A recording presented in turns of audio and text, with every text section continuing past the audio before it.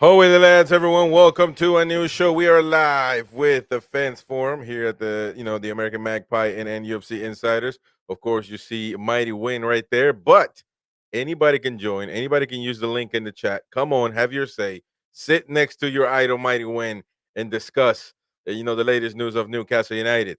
It's your show. You can come on, have your say, whatever you feel like saying about anything going on in the Newcastle United stratosphere. I guess you could, we got the Ashworth situation. We yesterday was uh it was a heated debate. It was a heated debate, and I loved it because people loved it too. Over 600 people turned out for that one, and it was an amazing show. I will just Homony's coming back. yeah. Kevin is on the chat as well. What's up, Kevin? Um, I'm, I'm Kevin good, mate. wasn't How are you? Yeah, I'm doing good. Kevin wasn't there yesterday, so it'll be interesting to get his perspective. But before we do that, but again, you can join through the link. You don't need a camera, really. I don't require anybody to have a camera. So you just want to have your say. Come on for a short period of time, or whatever it is that you need to do.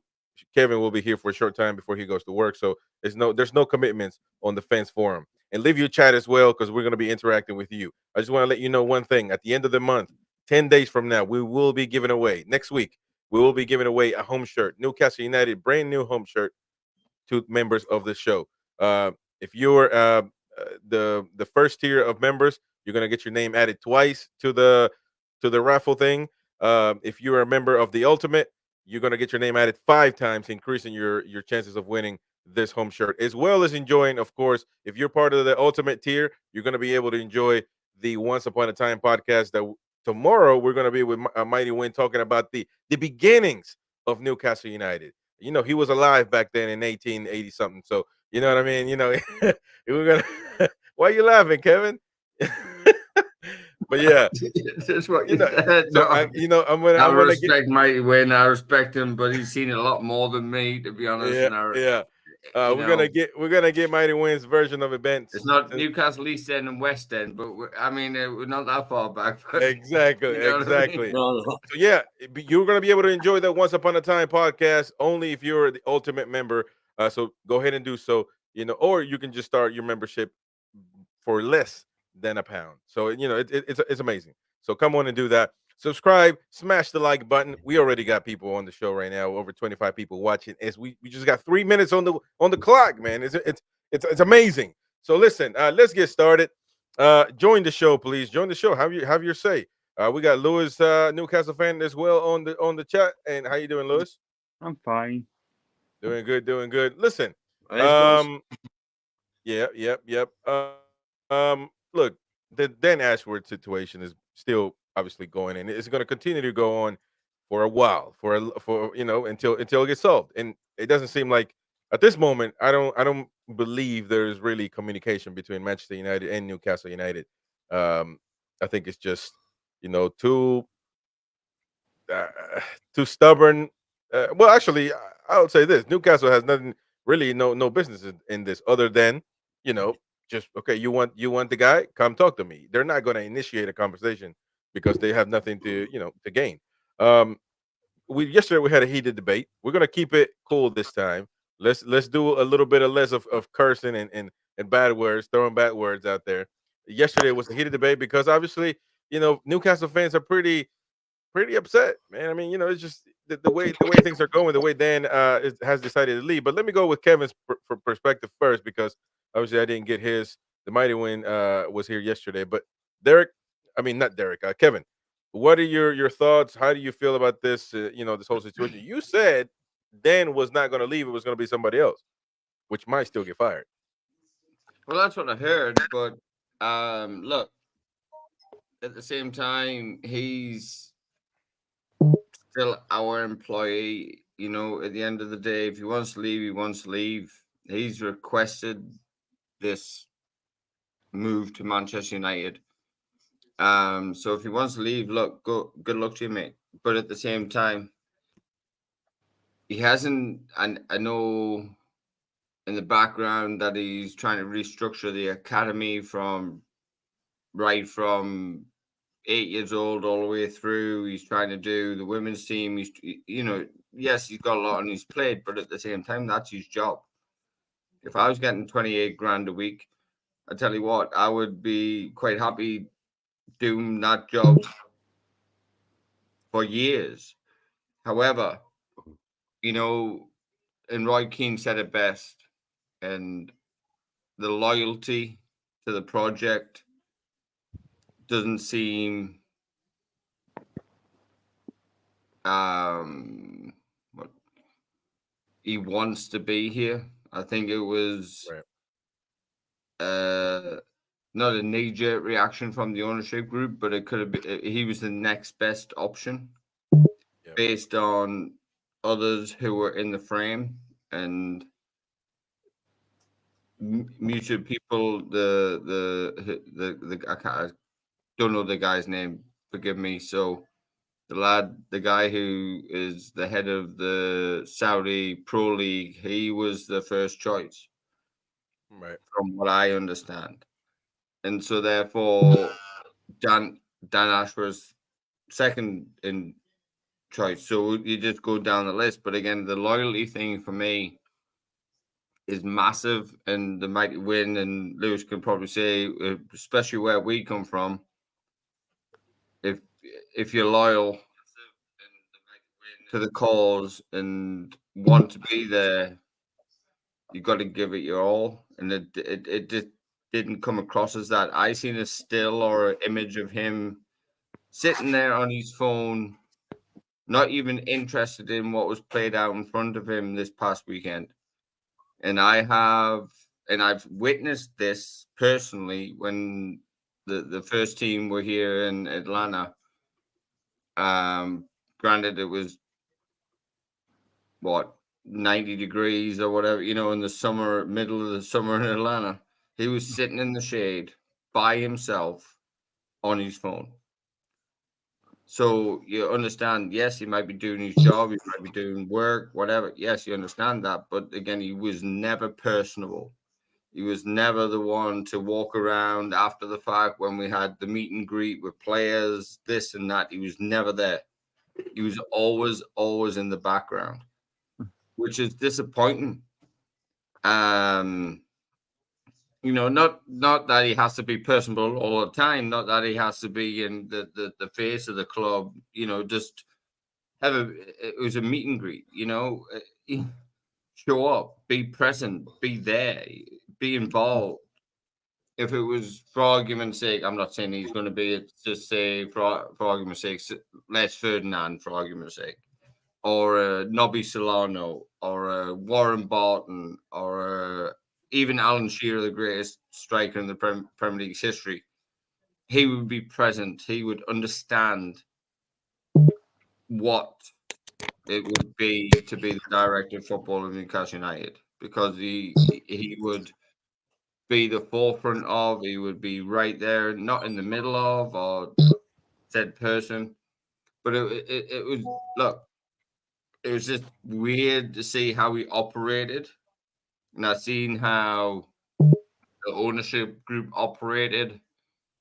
It seemed like it was the massive disconnect when I was there. And I was there for a good few hours sitting there watching, I look at it from a different perspective. I see how things operate and whatever. And it's like, what you do and what you do. And I've got pictures kind of to prove that. But it was just it was just a very weird incognito type of fella. I just don't think he encapsulated the ethos of what Newcastle United is and are. And I think personally, I think we should, we'll just move on. And you see all the stuff on social media about the Man United fans complaining about where Newcastle United are we're holding out because of they're the bigger club. No, he's still our employee. He's the one who's asked to leave. There's Yep. a non-disclosure agreement. There's a anti-competition thing. There's legal reasons why he can't go to Man United immediately. There's all sorts of different caveats to why, even in my job, even I'm a youth coach, I can't go to another club within a certain period of time because I might take my philosophies and the club that I work for philosophies to another club within a certain time frame. That's just how it is. So I think, look, good luck to the lad. I mean, he's done absolutely jack for this club. Essentially, he's. I understand that he's purchased or agreed to younger signings in the academy and the lad from Man City, Harrison. Yep, great prospects, all prospects. That's a Brighton model. We don't want we do need prospects. Yes, that's part of his remit, but we need world class players to get through the door. And I don't think he had the gumption, the want to get it through, to get it literally an Alapardew saying over the line, and that's the unfortunate thing. Um, look, good luck to you. If I got offered double my money, granted, I'll go on garden leave and get 28 grand a week and not do absolutely jack. I'll quite happily do it. You know what I mean? And but he can't sit there on a laptop and research players. He can't do that based on the knowledge that he knows. So he has to start literally over. He has to go with a Yeah. blank canvas into Man United of what they want.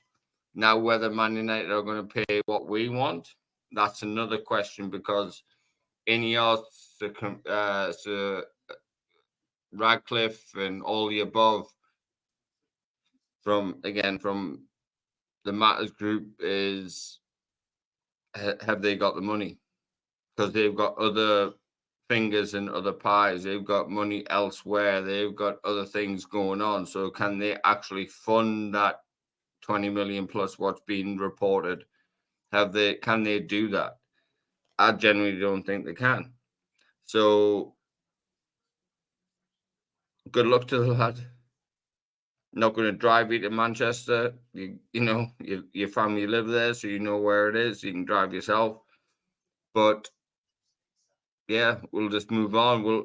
And I said on yesterday, NUFC Matters, I said, look, let's go for a bright, young, fresh, new idea of how football and the director of football echelon, if you will, should be done.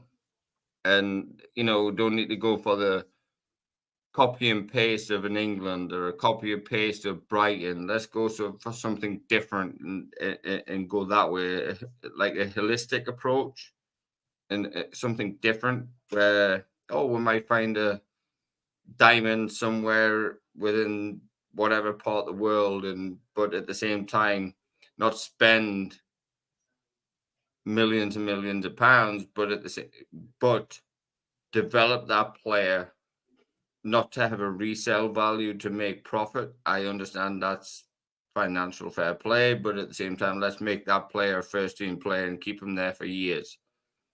So I think we need a little freshen up.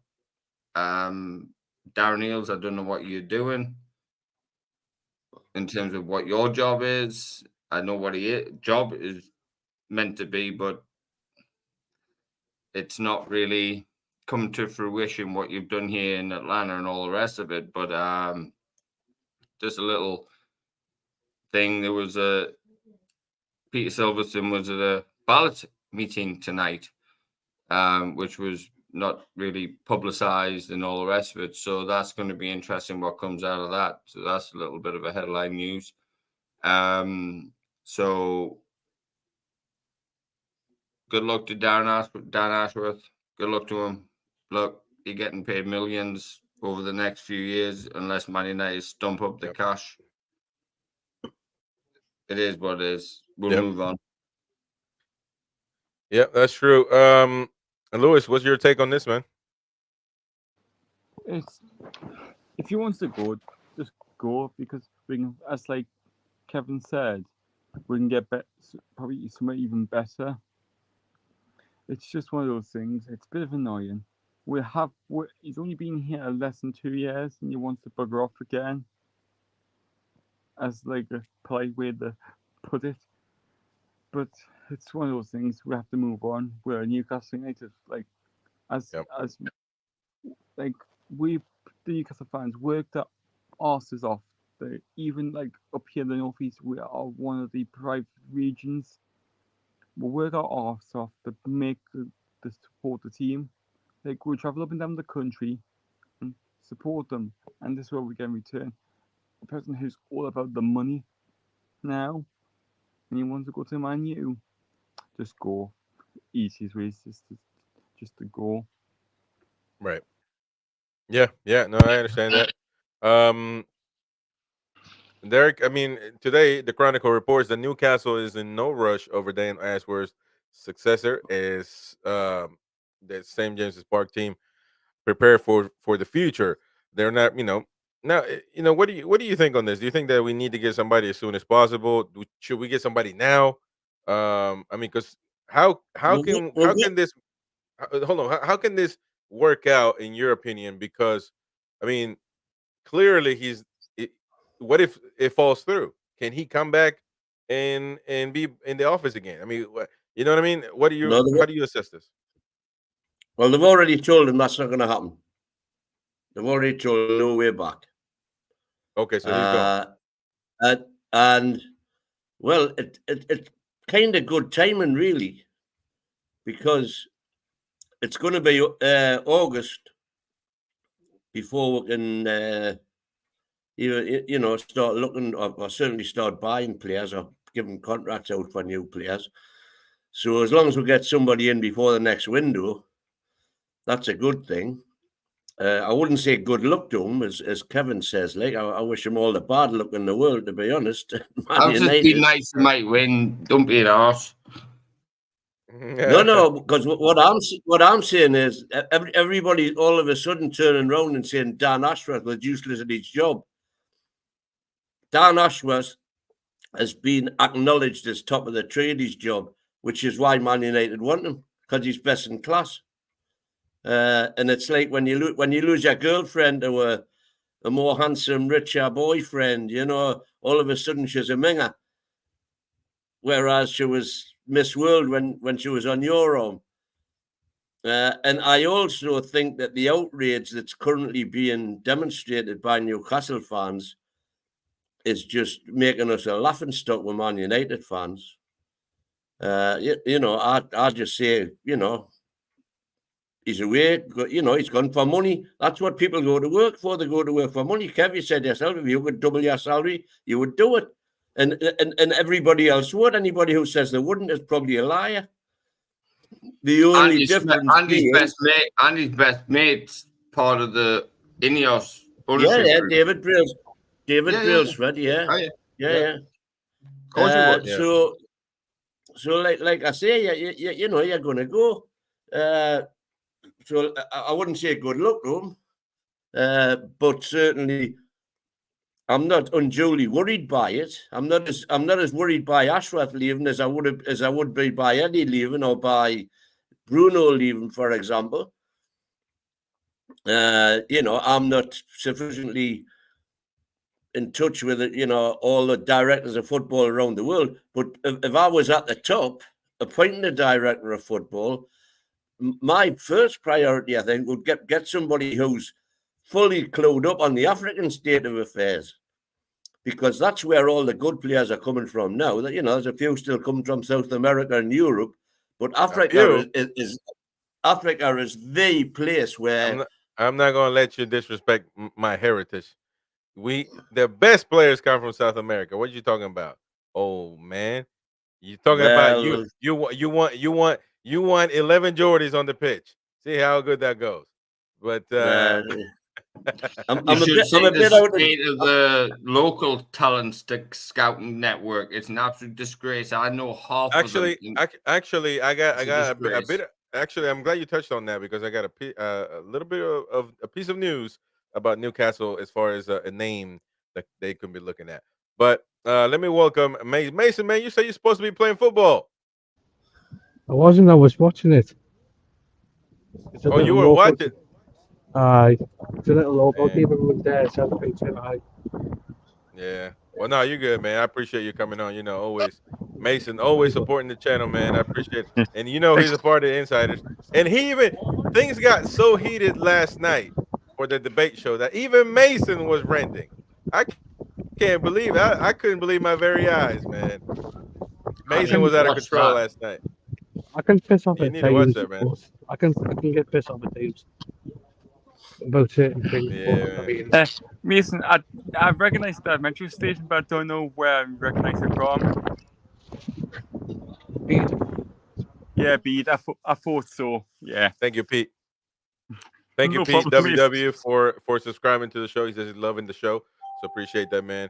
Uh, yep, right there. He just subscribed. So, um, yeah, I mean, it's this thing is kind of getting for me it's getting boring, but of course, we got to talk about what's happening. And actually, Ian Toon Trader says, look, uh, he's saying hello to the lad and lasses. Say hello to me and hello to how y'all. soon? The last is on the left side on the right side of your screen. Um, Appreciate Ian Toon Trader and Tony right there. Well done. The Heat winning 2-0. Yeah, Yeah. man. Yep, yep. Um, well, actually, I'm gonna. Well, actually, you didn't answer this, Derek, and nobody answered this. Like, should you be concerned, or should you try to get somebody that will take over this job right now? Should you already be looking, or as the Chronicle says, that Newcastle are in no rush over Dan Ashworth's successor? Should they just be sitting back and see what it is? Is the Well, job really they that won't, much important in football today? they won't be sitting back, and it is an important role. If you look at any top club now, they've all got top directors of football. But by the same token, they've all got top coaches. I don't know Fair point. I don't know any What club what what where they've what is got that? where a What good DUF. I'm gonna be a devil's advocate. And what does that mean, Derek? Are you talking? What are you saying about our coach, Derek, our manager? I'm saying we've got a top coach. Okay, okay. I thought you meant the other ones. Like, So what I'm saying is you could put a plethora of DUFs above Eddie, and now, he'd actually be able to work with anything you gave him. but okay. So But check obviously, this he'd out be though. better if he's picking his own, if he's got a big One input into what he's picking. Yesterday's show was so amazing. Again, over 600 people tuned out for that one. It was amazing. But I want to say this because I forgot about bring it up because we were tough on Ashworth because he hasn't handled himself to me correctly. You can leave for money, that's fine. I mean, at the end of the day, we all would. But he just didn't handle himself correctly. Now, one of the reasons that this came up that there's a disconnect between Eddie and Ashworth is because of Eddie's nephew in he's in the scouting team, right? And so because Eddie wants to have somebody of his trust there. I will say this in my personal opinion, and then we're gonna go around. And please, fans out there, you can join the show. The link is pinned in the chat. You can come on and have your say. All fans are welcome to come on and have your say. So I don't agree that we should be imposing family members to do work. I mean, you have to be capable of doing so. We've seen it in football all the time. One perfect example is Xavi Hernandez at Barcelona. His brother works with him, but he works in the sidelines. So you see Ancelotti's son working in the sidelines. That's that doesn't really change much because he's working under his dad, under his brother. So he still doesn't have to be in the offices. But in this situation, you're literally imposing. If that is what's happening, you would be imposing someone that Ashworth doesn't feel comfortable with, and that is not Eddie's job. At the end of the day, he needs to trust whoever's in that position. You know what I mean? It's not the matter of what I don't trust these people, so I'm going to put my nephew in there, my cousin, my brother, my son. You know what I mean? I feel when family gets in combined with business, then like this, then we have an issue. But let me go with Kevin. Kevin, what are your thoughts on that? Yeah, comments before I go because I've got to get the coaching Yeah, yeah. and run the whole complex essentially. Essentially it's a conflict of interest, and we know Chris over here in the NFL. I'll bring an NFL in since I'm now a local and a resident of the United States. That always plays a part. Families run NFL teams, Major League Baseball teams, NBA teams. There's always some little caveats in within it who run or have a decision, or if just for argument's sake, if me and you were, or all of us on the panel right here now were all family members or as a group, we're all connected in some way, we'll always have a say, we'll always have a stake in the argument. And it just with the Ashworth thing, it's a job for the boys. It's job for your mates. It's like that's how it comes across. And that's what I said earlier in terms of, I don't care. I do care who the director of football is, but if they've got a foresight of how this should go, they don't identify players. They don't. They have an influence of the under eight, the U8s to U18s. That's their remit. They don't have a say in terms of identification of players. That's the head recruitment guy, Steve Nixon. That's his job. So then you have them conversations and have meetings. And I know that we all know that they've had meetings over the past last Thursday, Friday. I know that for a fact that they've had meetings. And as a director of football, and when you walk into a club and you don't know where the hell you're going within that club, that's a problem. However, if family members are involved, then again, there's a conflict of interest. There's Right. leaning on others versus, say, if me and you and Lewis had a meeting, and me and Mighty Win were connected in some way, family members, and Chris, you were outside of it, and Lewis was the same. Me and Mike Win have a private conversation, say, "Hi, mate, hey, by the way, there's always that conflict. Not that we might agree, but we'll always have that conversation, and then other parties are going to get excluded out of that conversation. It's not a unified group of director of football to recruitment to first team to women to this and that. I mean, the best one I can't.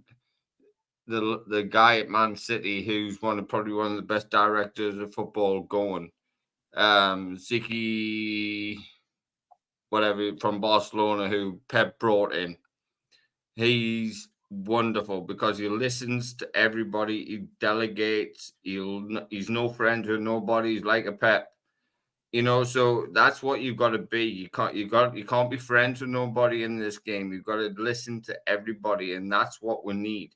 But we have to have somebody who's got a foresight to restructure the whole academy, restructure everything, and have no friends doing it. You might piss people off. You might agitate people. And you've got to take them hits. Okay, great. That the club I work for right here, the lad who, our executive director, pretty much the director of football, what says goes.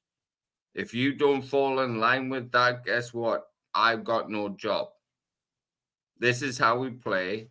This is how it's done. If you don't do it, there's prerequisites. And so that's how it should be. You've got to be hard. It's like it's a business. It's a hard ass businessman that you have to be. And Dan Ashworth didn't perceive that. He couldn't do that. He was like a wet weekend.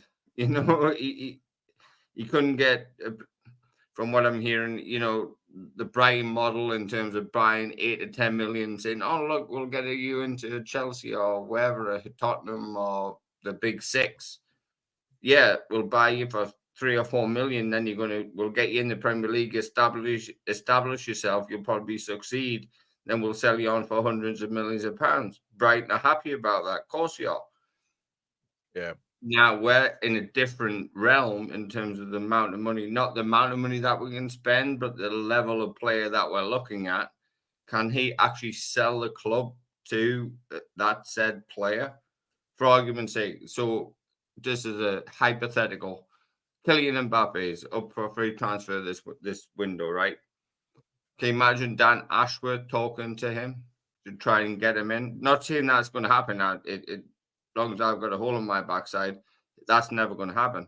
But can you imagine if that was the scenario and it was an option and an availability? I don't think that would occur, because I think it would just be money talking, not selling the club. You've got to sell the project, and I don't think Dan Ashworth's good at selling the project. The director of football has to sell the actual project, what's going on. And I don't think that's what's happened. You have to have a sales, you have to have a foresight of what's happening. Whoever the coach is, it doesn't matter. I could be the coach. I identify players. You just got to get them across the line. So that's how I see it. And look, we can go, but I think we'll need one pretty soon. As I've said, and I'll state it, Steve Nixon's job's on the line.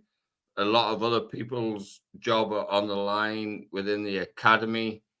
A lot of things have been said behind the scenes that I can't say, that are happening behind the scenes of what's going on, and there's a toxic environment of what's happening internally. So I think there's going to be a major reshuffle of head recruitment, director of football, academy manager, even head of. I know one of my best friends. I played football with him, Graham Carrick. Not his job's on the line. I love the lad. I played with him. I won a national championship with him in England. Not his job's on the line, but his job's on the line because you have to perform. You're getting all these players, but they're all getting sent out on loan, and Shola's doing absolutely jack crap. Shola's not even doing his job. Yeah, unfortunately, it doesn't seem like No, I he's know that for an absolute fact. well, He's yeah, not doing his job. and a lot of He people are just starting to notice that. And again, that's another form of nepotism, which I'm going to answer Ronald Wood's question in the bad way. But But anyway, you have to go, brother. yeah, I've got to go, mate. I've got to Hey, move man, thank you. goals. I've got to set cones out. All right, brother. You have a good one. Have a good one, man. Take care. Yep. No, it's my unbeaten team from last year, so I'm excited about it. So we'll see what happens. All right, man. You have a good one, brother. Shout Take out it to easy, you. fellas. Have a good one. Yes, sir. Bye bye. Yes.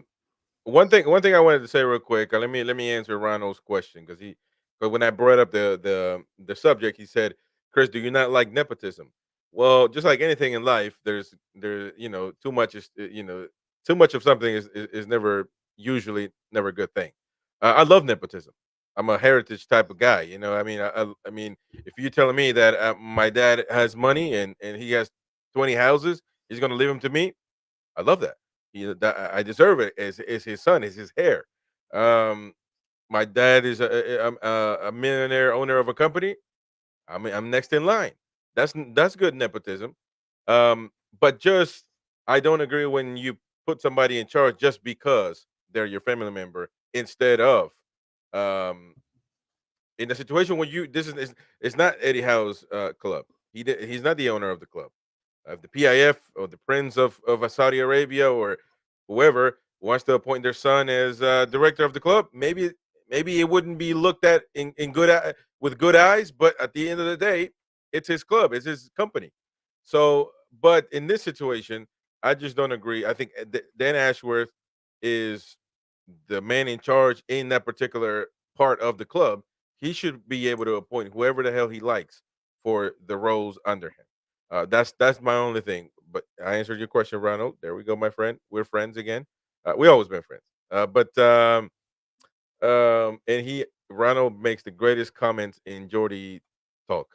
So I love it. Yeah, go ahead, Derek. Well, there's a lot to pick through there from what you both said. First of all, you were saying what sort of jobs Darren Neal's doing. If he appointed Dan Ashworth and Dan Ashworth's done a bunk, does that mean Darren Neal is not doing a good job? I don't think it does. I think Darren Neal is doing an excellent job. One of his main jobs is to appoint a director of football. And he went and got for Newcastle United the guy who was considered best in class at that job. Yeah. So we got him. Now he's moved. We have to move on. So now Darren Neals has got to find another director of football. Now the director of football, he's got 3 main jobs, as I see it. He's the director of football. So he's got to have a big say in who the coach is and the style of football. He's got to have a big say in who's going to be the chief scout and who's going to work for him. What's his team going to consist of? What direction does he want that chief scout to take? And he's got to pick all of the analysts,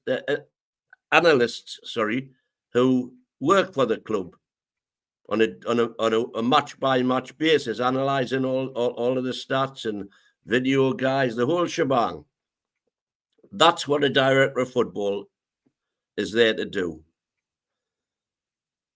And as I said, Dan Ashworth, when we appointed him, was allegedly best in class. That's why we went and got him. That's why Man U have come for him. Second thing you said was you don't like the way he's done it. That you don't like the way Dan Ashworth's left. I haven't got a clue what the circumstances were behind the scenes in terms of all that. And I don't think anybody else has either. So it might be that he went when the first approach was made to him, he could quite conceivably have gone to the board then and said, look, Man United want us to join them. My pal Davy Brailsford's there. He knows Ineos very well. So I think I'm going to go. That would have given the board the opportunity to say, well, look, can we give you a bit more money? Would you stay if we give you a bit more money? And he could have turned around and said, well, not really. Man United, biggest club in the world, arguably, da-di-da-di-da. I think I'm going to go. And I think the very fact that he was still at the match on Saturday means that there couldn't have been a whole load of bad blood between the board. Yeah. I mean, there's probably not bad. Listen, at the end of the day, we're professionals. They're professionals. I mean, they're not going to they're not going to be fighting. So now it's up to Darren Neals to go out and get the next best in class. But Mason, you wanted to say something. The upcoming best in class. Yeah, Mason, by the way, you say you're about to get home at 11, bro. It takes you an hour to get home. Not as much because I have to wait for the metro, and the fact is my bus as well comes at 1:30 from the few stops down, and the fact is the bus is a Macam anyway, so I wouldn't bother. I'm not bothered anyways. That's fine, man. What you got to say, man? This is Derek seen Billy's comment, but oh yeah, Billy says. Well, let me put some context into what you were going to say. Billy said, Derek, sorry, but Dan Ashworth came before Eels. So go ahead, Mason.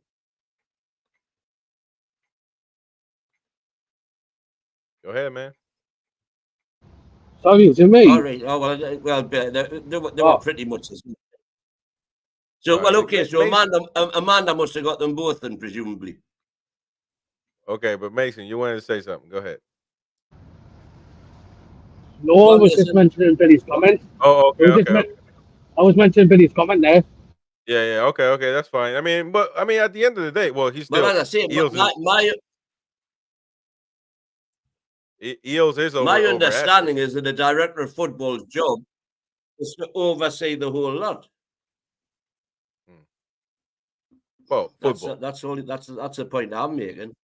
Well, football, but Anything to Darren do Eels is with over him. football. There, but is Darren Yeah, Eels Darren Needles is over it. Ashworth's boss? He, he's CEO. It, Yeah, yeah. okay, exactly. So he's his damn boss, which actually he's done pretty well, I would say, because I mean, he's gotten actually Beer Biking says this. Eels is doing a great job because revenue has gone up substantially. Adidas Yeah. deal, etc. I mean, yeah, I mean they're working on it. Finally, Adidas coming to Newcastle United, a top brand instead of, with all due respect, Castor. Everybody has issues with that, but but so we're getting back on track. Um, but again, Yeah, yeah. I'm But back reading. on top because Darren Neals also had to appoint the commercial director. Yeah, And the commercial director is a guy responsible for growing revenue. right.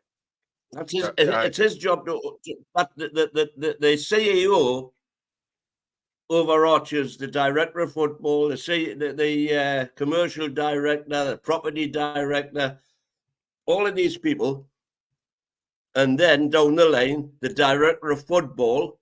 His remit is purely football based, nothing to do with business or property or anything like that. He is players on the pitch. hey, Beer Biker says something funny because he's coming at you with this one. He says, "I heard Ashworth wanted to play Shar as a six, so they kicked him out." Hey, come on, man. No, yeah, I mean, but look, according to the Chronicle, Newcastle are not really. They're just drinking, sipping their tea, and they'll find a guy when the time comes. So that's fine. We've We went through will. the window. Yeah, we will also move on because we can't just be talking about Ashworth for an hour and a half. Thank you, Billy Trey, for being on the show on the chat. Of course, Billy, And God top for lad. that. And everybody, we're having a nice stream right now, so smash the like button, subscribe if you're new to the show. If you want to come on and have your say, their link is pinned in the chat, so any fan can come on and have their opinion. This is the show for the fans, so and every show is, but in this case, you can come on and have your say. Hi, Andy says from Northeast England. And we're gonna go through some comments as well. But I want to go with you know what? Let me go to the comments right now that I have highlighted real quick, and the way we can move on uh, to what I got as far as a potential maybe somebody that we're scouting. Um, Beer says if Newcastle are going to succeed, we need passengers that want to be on the train. That's true. Julie J. Man United seem to think they can get them instantly. I think, yeah, yep. But at the end of the day, that's what they seem. The fans want them so bad, but at the end of the day, it's you have to there's still negotiations, contracts. I mean, it just can't happen overnight. Jonathan Shaw says, I think Dan Ashworth can join the cesspit that in that is manure, and hopefully he'll do a safe job. I don't wish I don't wish to sound petty, but the man has no loyalty, and we don't need him. No one is irreplaceable. That is a fact as well. Beer says Eels is doing a great job. Yeah, we read that one. Ian McKenna, Brighton are doing just fine without Ashworth. Well, I don't know. This season they've been struggling. They haven't been, but I mean, I would assume they're all right. I mean, you said that he had nothing to do with South American players, so the ones that actually brought him uh, to have a good season. So, I don't know what he did then. Ryan Wood says, as I say, as an ex-public servant, Gaffer's son, who labored to us, did get in the office from blue collar to white collar. I got on with them, but mates accused it of Freemasonry, and maybe right. Well, I mean, well, one thing is about being a hair and obviously inheriting and stuff like that, but obviously for their own sake, they would have to be prepared for the job. But in this situation that we're talking about, that I just say, I'm coming onto the team. I want my mate to be the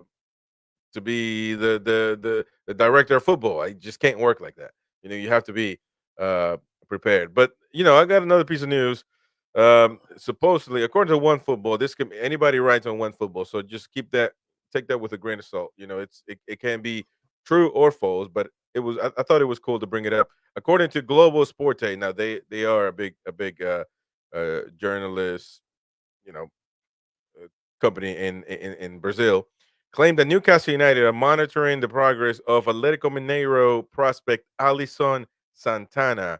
It has been stated that the Magpies would have to rival Arsenal and Fulham among other clubs in the race to sign the Brazilian winger.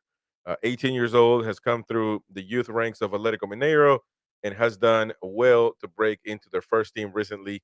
He has managed to catch the eye of with his performances in the Brazilian first league in Brazilian football.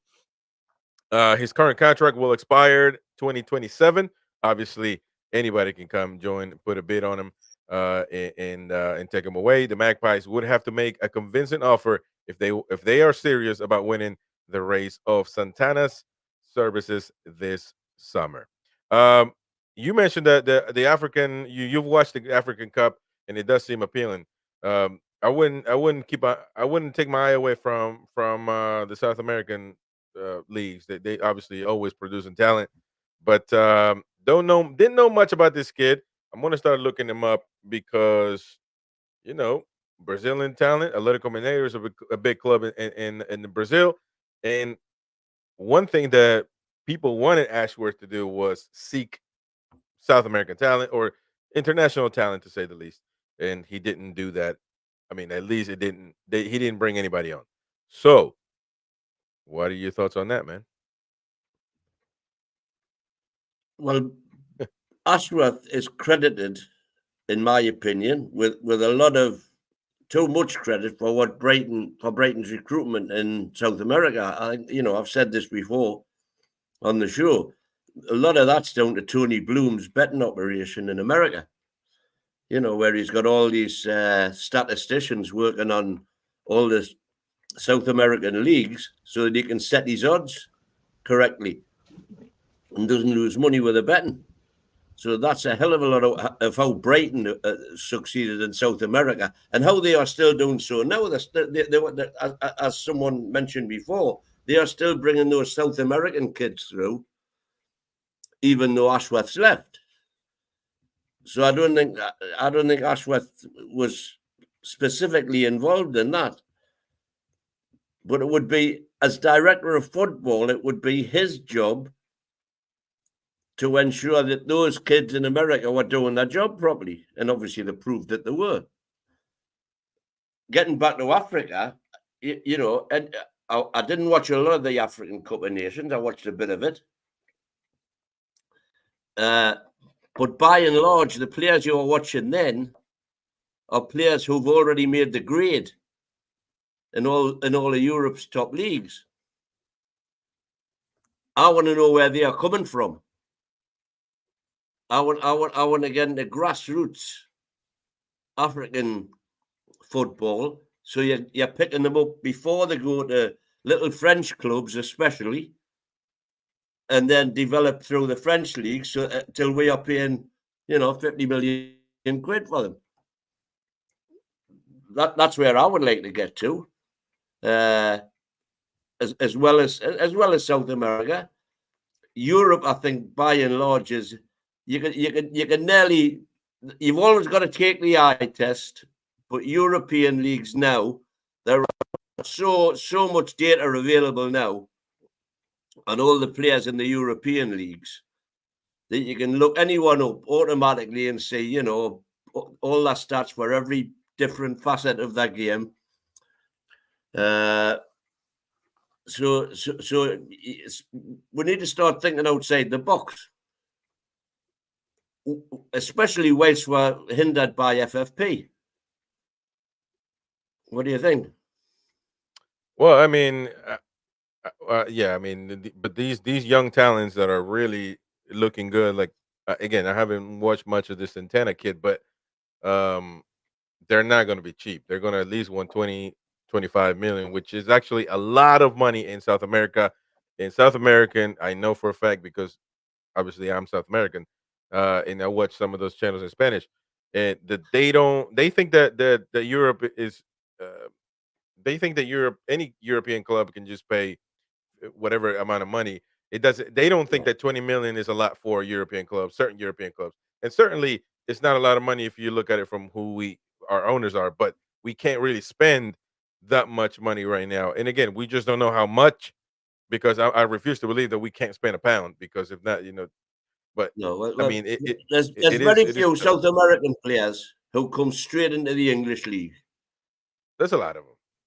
There's a Dutch lot. Dutch clubs have a great record of signing South Americans, Ajax especially, You and know it's what? I will tell you this: Manchester City just signed a player from River Plate, a club that I follow as well. When I was, and it's called Echeverry.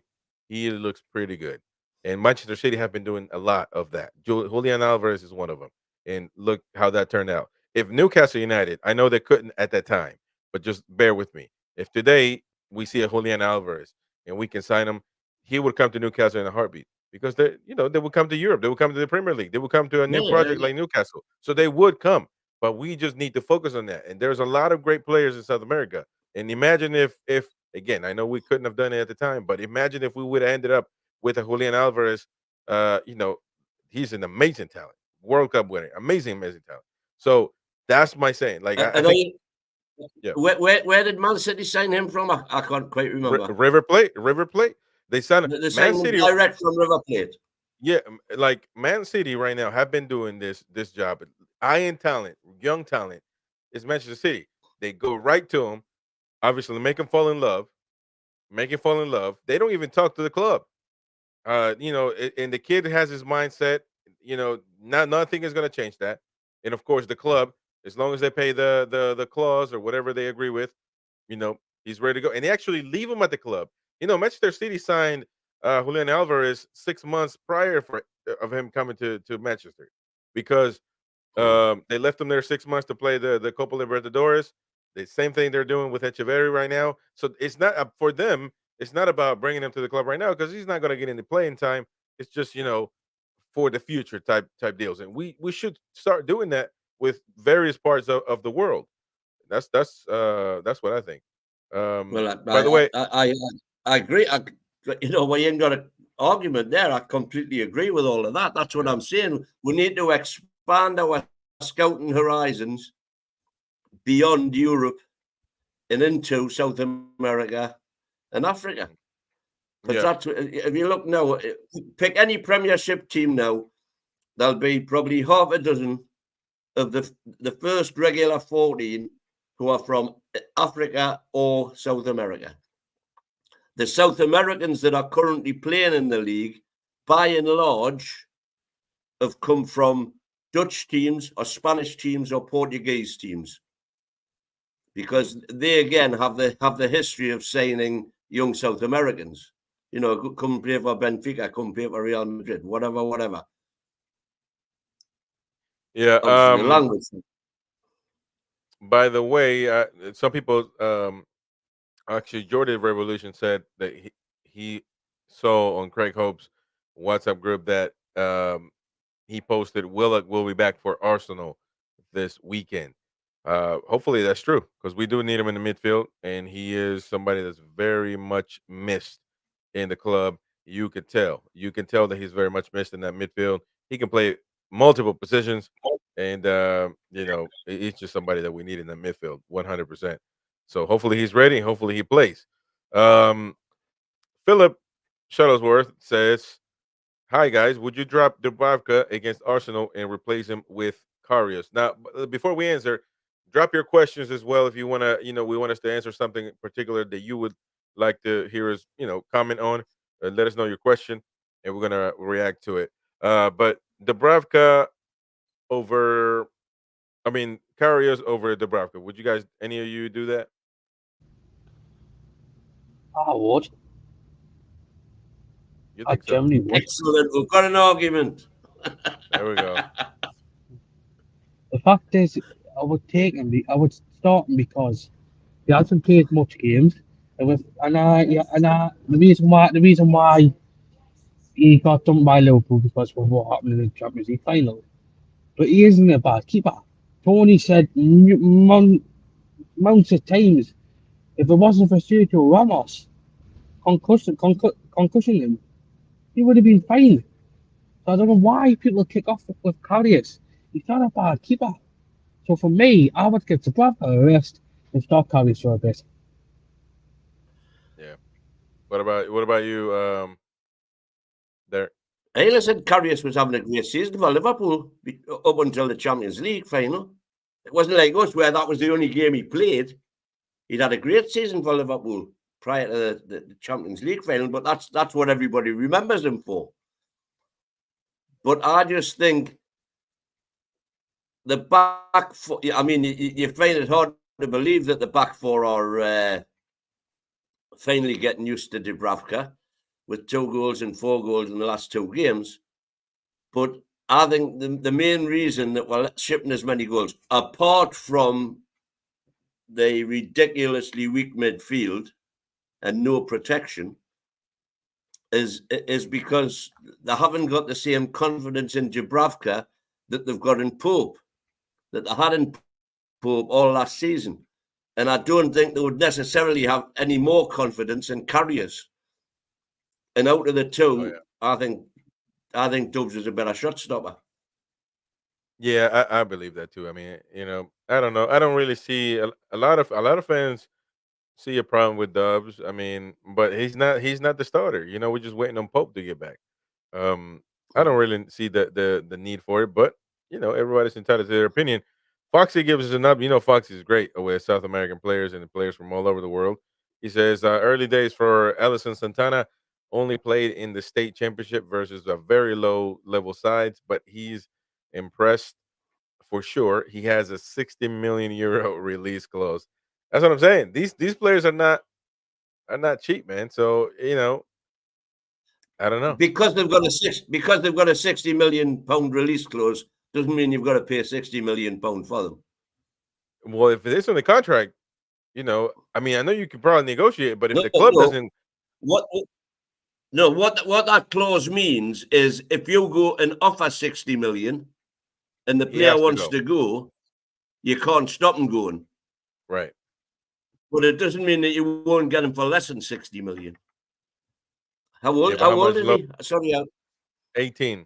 How much lower can you go from 60 though? 40 to even 20 is a lot of money for Newcastle right now. And you would spend it on a for an young kid that 18 year doesn't. old. Yeah, well, it's a young talent, For an man. 18-year-old. Yeah, yeah. I mean, I wouldn't, They're but that's what I'm telling. they are the exceptions, not the rule. Yeah, that's what I'm saying. Like, Funny enough, I was commenting on another show tonight because I don't know if Billy's still with us, but Alec was saying we should offer Anderson a new contract. He's got 2 years of his current contract to run. And I said, whoa, hang on, man. Let's see him get back first. hmm, See what he does. See if he can show the improvement that we think he will show. And then offering him a new contract. You don't give him a new contract now. At least I wouldn't. yeah, I wouldn't. And he's 20. He's 20. And like Foxy's saying, I love Foxy. He knows what he's talking about, especially with South American stuff.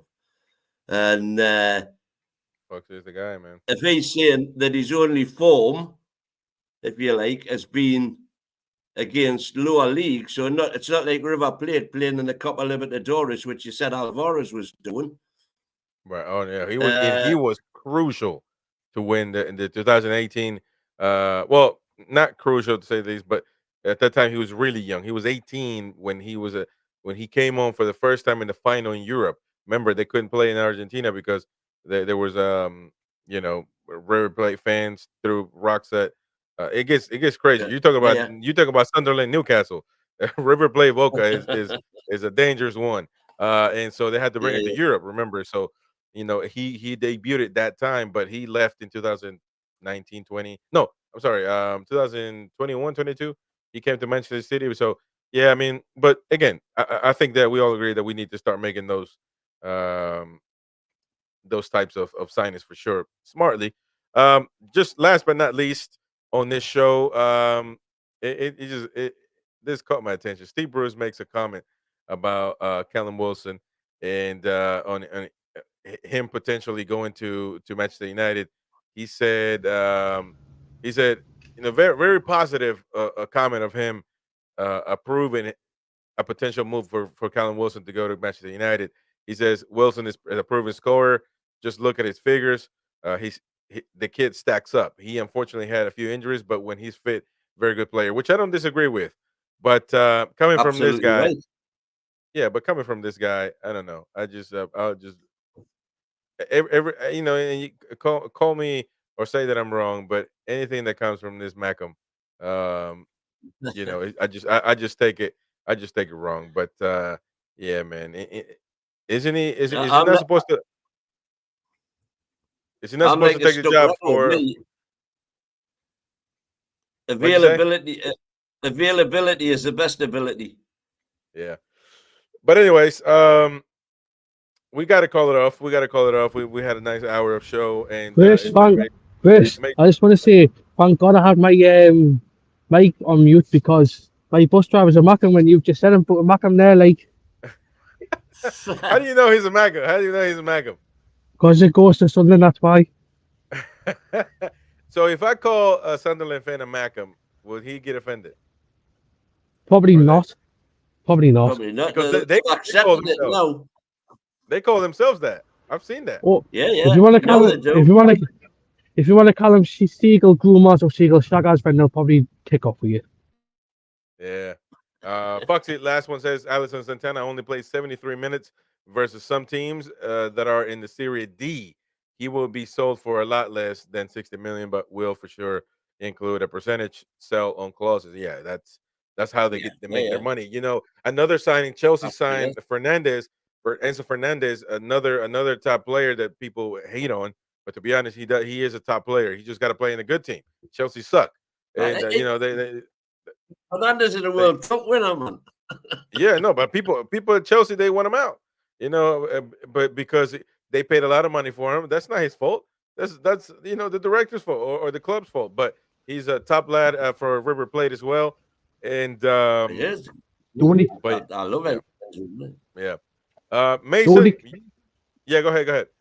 the only game I've seen Enzo Fernandez be decent for was against freaking Crystal Palace, and Crystal Palace are dire.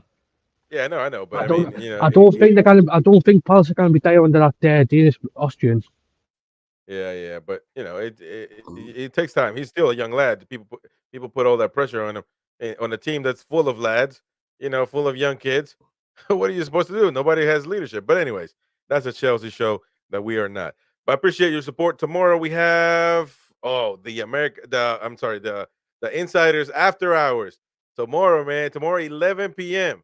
We're gonna see if how you show your support. Are you gonna join us tomorrow at 11 p.m. UK time? It's going to be 5 p.m. US time. It's going to be amazing.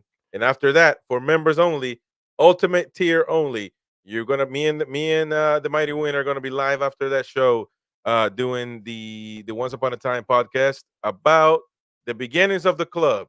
We're gonna talk about the early stages of Newcastle United. It's gonna be amazing. It's gonna be amazing. So stay tuned for that one. And yeah, tomorrow, NUFC Insiders After Hours, ladies and gents. We will see you tomorrow. Peace. Good night, all. Hit that like on the way out. Yep. See you later.